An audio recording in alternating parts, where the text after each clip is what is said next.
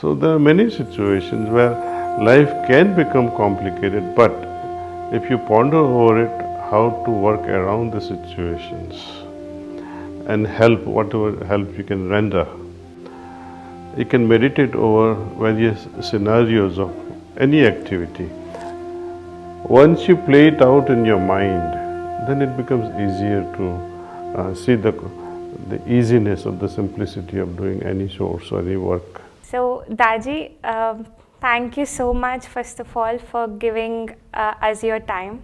And to start off with the session, I would like to ask you a simple but yet the most sought after question. Like, what is mind? Like, when I was researching on this, I came to know that it's definitely not brain, or it's not also a combination with brain or heart, but like what exactly is it? Well, namaste and thank you for coming here. Mind is something like a software. What is software to a hardware?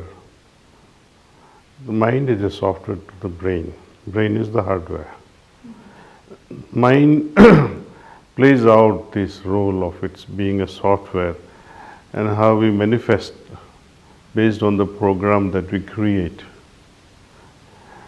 In the computer industry, somebody creates a program and program runs the computer. In a real life situation, we are the creator of our own program. We create our mind, efficient mind or deficient mind, foolish mind or wise mind. This is our creation. So to answer briefly what is mind, it is software behind our hardware called brain. How is mind related to health, and what is your view on mind and health and the overall well-being of an individual? Inner environment is constant. External environment will be different. When you are at home, you have certain vibratory level in your family, emotional level in your family. When you go to work, it has a different environment.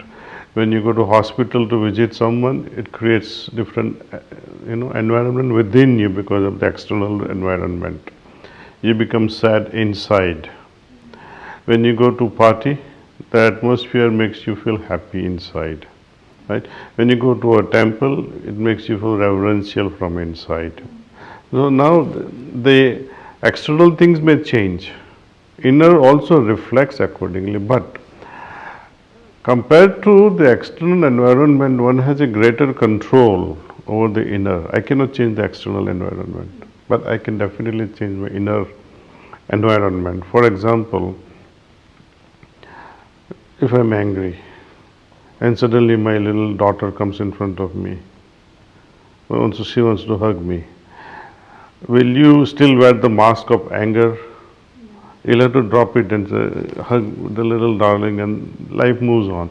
This is what we call ability to shift your consciousness instantly. If you're not, and say you are angry and your daughter comes in front of you, and you still continue to be bubbling with anger, and later on the health consequences on the little one as well as on yourself will speak loudly about you. So our inner behavior, our inner attitudes of being happy, being jealous, being greedy, being angry, irritable, all these have different impacts. Right? Why do the fist tighten up when you're angry? Right? Our eyelids, our pupils will widen. The blood circulation in the limbs will increase suddenly. This is a symptom mimetic response just to a simple outside fight or flight situation. But inner environment goes on changing depending upon whether you are facing a boss and then you have one mask of personality.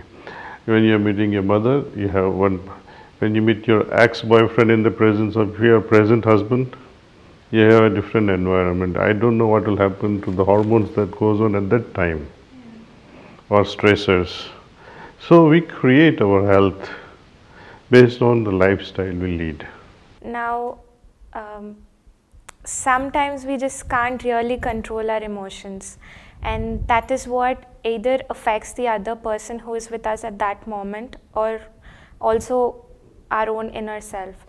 So some simple ways to handle those? Focus your mind on one thing only, the main pursuit, main goal. When you are studying for your exams and you have so much of interest to excel in exams, would you be worried about other things? Nothing will touch you. You will be focused only on one thing. When you will have a baby and you'll be looking after a baby, not babies perhaps, and will you be distracted by your own discomfort? So, to some people, they would say, "Oh, I am not going to have babies. It's such an inconvenience." Yeah, many people think like that. So, to them, it's not going to be simple. To some people, it's an inviting thing. Oh, I like to have a whole cricket team in my family as babies. So it depends with whom you are talking to. So based on our interest, we go on responding with the heart. Your heart decides, your heart reacts, rather your heart responds to external situations based on interests. Just as you are happy to raise your own babies, would you be happy to raise somebody else's baby? Now there is a question mark. See? You will think many times because it's a responsibility and it will require greater care because it's someone's baby. You are more responsible. You will feel that, oh, I am to look after my sister's daughter or my brother's son or someone. So you'll pay more attention also because you don't want to be blamed. So there are many situations where life can become complicated, but if you ponder over it, how to work around the situations and help, whatever help you can render, you can meditate over various scenarios of any activity. Once you play it out in your mind, then it becomes easier to see the easiness of the simplicity of doing any source or any work. A person who is struggling to fight with the mixed emotions or uncontrolled emotions, meditation would help that person?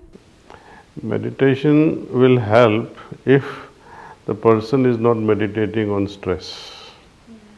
See, if you have a problem and you go on meditating on the problem, it will only become worse. So instead of focusing on the negative, focus on the positive. And slowly we can learn to play with positive emotions. And hold on to these positive emotions for a long period of time.